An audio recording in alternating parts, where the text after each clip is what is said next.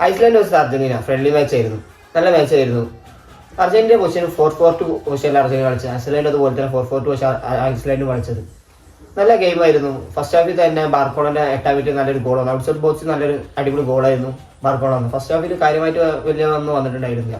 ഇത് നല്ല ball position ആയിരുന്നു അർജന്റീന കളിച്ച്. സെക്കൻഡ് ഹാഫിൽ തന്നെ കുറെ സബ്സ്റ്റിറ്റ്യൂഷൻ വന്ന്, 8ാം മിനിറ്റിന് സബ്സ്റ്റിറ്റ്യൂഷൻ വന്ന്, റൊമേറോ വന്ന്, അങ്ങനെ ലൗട്ടറോ വന്ന്. 70ാം മിനിറ്റിലാണ് മെസ്സി വന്നത്. 70ാം മിനിറ്റ് മെസ്സി വന്ന് 72 മിനിറ്റ് മെസ്സിന്റെ ഗോളാണ്.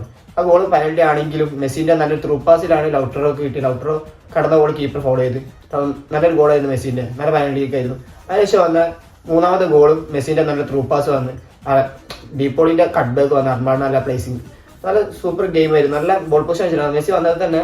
ഭയങ്കര ഇമ്പാക്റ്റ് ആയി. മെസ്സി വന്നപ്പോൾ ടീമിന് ഭയങ്കര ഇമ്പാക്റ്റ് ആയി. കാരണം ഒന്നേ കുറിച്ച് നിൽക്കുമ്പോൾ ഒരു ഇതുണ്ടായിരുന്നു, ബാലൻസ് ഇല്ലായിരുന്നു. മെസ്സി വന്നപ്പോൾ നല്ല ബാലൻസ്. മെസ്സി വന്ന് ത്രൂ പാസ് കൊടുക്കാൻ തുടങ്ങി. നല്ല ബോൾ പൊസിഷൻ ഒന്നുകൂടി കൂടി മെസ്സി വന്നതിന് ശേഷം. നല്ല ഗെയിമായിരുന്നു. ലാസ്റ്റ് മാച്ചാണ് വേൾഡ് കപ്പിന് മുന്നുള്ള. ഇനി അടുത്ത് അടിക്കാൻ പോണത് വേൾഡ് കപ്പിലേക്കാണ്. അർജന്റീനയായിട്ട് അടുത്ത മാച്ച് അടിക്കാൻ പോണത്. നല്ല കോൺഫിഡൻസ് അടുത്ത വേൾഡ് കപ്പിലേക്ക് പോണത്. നല്ല മാച്ചായിരുന്നു.